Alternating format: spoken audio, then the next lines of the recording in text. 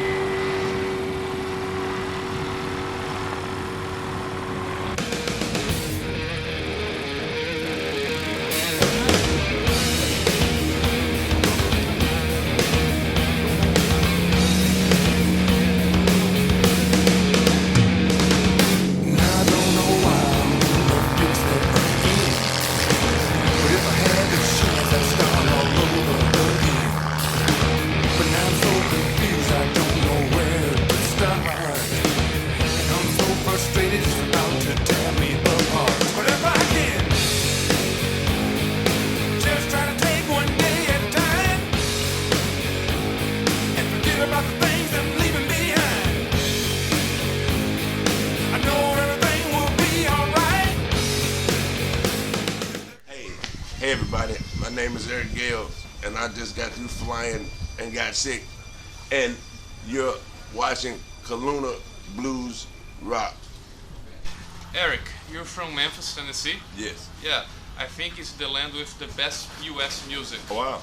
Yeah, because there we have a fusion between the best of soul and a little bit of bluegrass and you're right. typical styles. Right. Yeah. Right. Could you talk about that influence in your life? I mean, a little bit of that fusion between soul, bluegrass, a little bit of blues. Yeah. Well, actually, coming from Memphis has a couple of more diversities besides those, like the bluegrass and a little bit of bluegrass, but the blues and the soul, like Stax Records was very important in bringing about a lot of, soul, from back in the day, and, definitely having that sort of foundation was very, very present when it was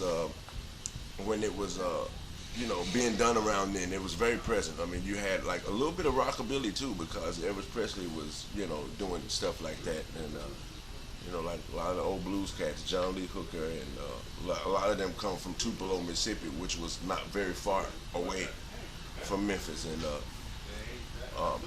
it's just I do a little something different with like but from the blues influence, it's definitely some stuff that's deep rooted, and you got a lot of gospel that was prevalent, as well, that adds that sort of ingredient to everything. But all of it, played a big role in what I'm doing today. First time I heard about Memphis was through Chuck Berry. Chuck Berry. Yeah, because Memphis, Tennessee. Yeah, right. He talks Chuck about with a lot of parties in Memphis. A lot of parties. That's it in Memphis. That's always parties. Always, yeah. Bill Street is like a major street that always 24 hours a day something was going on, party life, some sort of, and it's kind of still that way. Yeah, it's still that way to the day almost. Yeah. You're clearly influenced by Jimi Hendrix. Yeah, of course, Yeah. Could you talk about Hendrix in your life? And I mean, by the way, it's that why you use a Fender Stratocaster is because of Jimi Hendrix? Well, I mean, just put it like this. Jimi Hendrix is a major influence, I would say, on pretty much every guitar player today. Me, I just so happen to be one of them. But honestly, I'm a little bit more influenced by people that were influenced by Jimi Hendrix, more so than Jimi Hendrix, like Stevie Ray and and Robin Trower and other people. Robert Trower. Yeah, Yeah.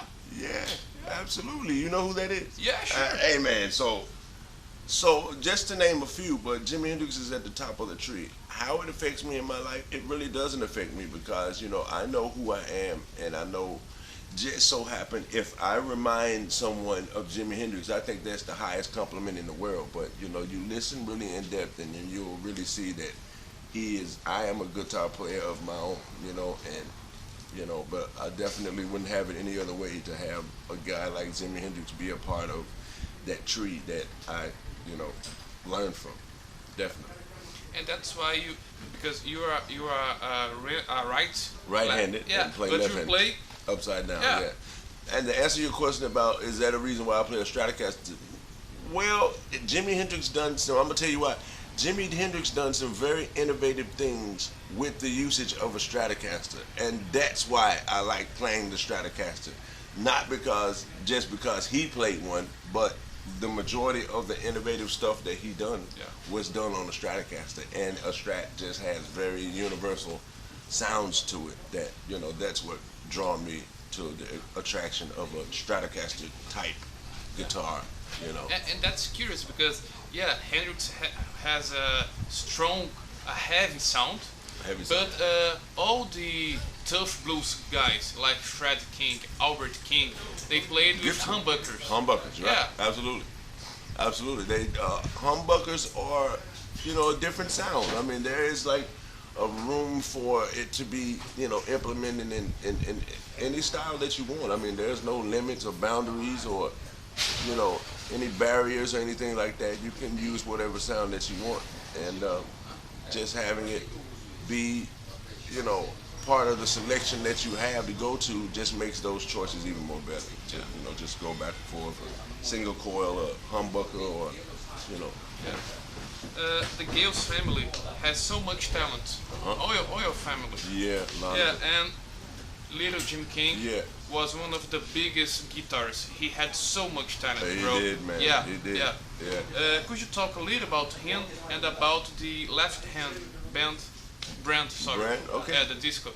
Well, my brother, Lil Jimmy, it's very much so a blessing to have come up in a family that music was just all over the place. And my brother, Lil Jimmy, came up in the music field a little different than me. He had to go and really work hard for everything that, in the blues circuit is a little tough, and he rose to the top, and Albert King, took a real good liking to him, and that's where Lil Jimmy King come from. And seeing this as the young brother of everybody with my oldest brother, and this goes like past the brothers, so it's like a whole combination of like family that was very important, passing it on down the line, so my brother Lil Jimmy, may he rest in peace, that I know he's looking down, especially when we come over here and do this sort of memory tour somewhat, like, and it's really a big honor to come over here as the baby brother years after my brother's passed on, and carrying on the tradition and having my own style, but definitely keeping in mind and walking and trudging down the highway that my brother started over here before I even knew about playing over here in Brazil is like a beautiful thing. So having like the people that me and my brother consider like our Brazilian family here, Ugo, Papel, Sunwalk, Leandro, is very important to have just that family bond of, guys that, is continuous. Every time I come over this way, it's something that has to do with them. And that's a connection because they were the same team that played with my brother, Lil Jimmy King. Yeah. So, it's kind of a tradition thing now. I was in your last show in Brazil in 2000 something. I don't remember. And in São Paulo, they told me that you put fire on the guitar because you saw a little Jimmy King flag or I did. a picture. I don't know. Can you talk? Can you tell this story? Well, Leandro was a big part of this whole, because it was like he was saying the whole time we were rehearsing and everything. I got this surprise and everything, but he didn't know that I had a surprise for him too. At the end of it all, but like playing, and my brother, the twin brother, little Daniel Gales is his name, but he, like, I had a part of the show where I let him play this gospel song called Amazing Grace. Amazing Grace? Yes. Oh. He played it, and I went and took a break. Yeah. And when I come back out, around the time my brother was playing that, because it was in memory of my other brother, Little Jimmy. So I come out and this big flag, you know, my brother, they came down, and it was so emotional, and it was, you know, and I only brought one guitar with me, and just like, it wasn't much thought put into it. It was like, you know, I said, man, you know what, let me get some lighter fluid. I was kind of debating whether I was going to do it, and at the end of the show, it was amazing, man. You know, I put fire on this guitar. Actually, the guitar wasn't even mine. The guitar was not even mine, and I burnt somebody else's guitar. So the thing for that to have happened, and just so out of the blue, so spontaneous, that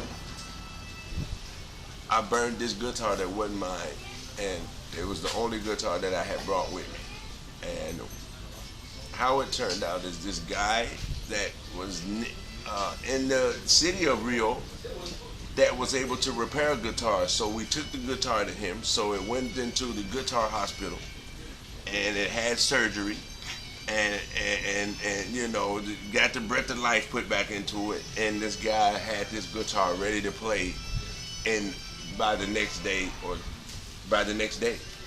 and it played amazing. It looked all burnt up and beat up, and it was beautiful. It was unbelievable. It was unbelievable. Unbelievable. Your career exploded in the early 90s. Okay. Yeah, and that time it was the grunge scene, you know. Did the grunge mess with your career? Because at that time, grunge. That time it was explosive. Nirvana, all that crap, you know. I don't think that it didn't stop my mark being made. It just was more popular style of, you know, I was doing something different that people hadn't saw before. So, you know, they were taking to it well, but grunge was very prominent at that time. You know, I wouldn't say that it took over, or it was, you know, it just was its time. It was its time at that time, and it was huge. It's so bullshit music, you know. Well, it's all in the opinion of the person that's listening to it, but I like everything. But in the grand scheme of things, you know, some people say it's bullshit music. I mean, I like all kinds of music, but it's not going to stop me from doing what I want to do. Yeah, you know, whether it's go mainstream or, you know, whatever, you know. Yeah. Maybe one of these days it'll catch on huge, and if it does, I'll be right there. If it doesn't, I'll still be right there. Yeah. Talking about different music, you had a little experience with rap too, playing with rap bands, right? Huh? Rap bands. Rap. Yeah, rap. Yeah, I have. Can you talk about a little bit, because it's all black music, and that's the beautiful thing, because the blues entering with the soul and the rap. Yeah, absolutely. You know, honestly, man, doing like the rap stuff was a whole nother style that had nothing to do with me playing the guitar. This was like I was on a microphone. Oh yeah. Rapping with these guys. It had nothing to do with, you know, but then I would, like, on my own do stuff that was incorporating, like I would blend guitar, rap, hip hop, everything, you know, that I hadn't put out yet, that nobody's heard. You know, some stuff is like still in the vaults, but, you know, just I've always liked all kinds of music. So that's how the involvement of, you know, I always said, you know, I would like to have, you know, some part of all different kinds of music, because I like all different kinds. So that was like a direction there that I never quit doing the other stuff, it was like an addition too. So it was a whole nother, you know, alter ego name and everything, you know what I mean? But like, particularly blending them both was like stuff that I just done on my own. But yeah, I'm, you know, a lot of 666 Mafia, Ice Cube, I've done some work with, you know, just different various artists out there, you know, that I would still do today because I'm a big fan. Yeah, because in Brazil, we think that here's blues and here's rock, yeah. and here's, but in America it's all fusion, yeah, right? Fusion, yeah, absolutely, absolutely. That's how it should be. At the end, it's all music. It's all music.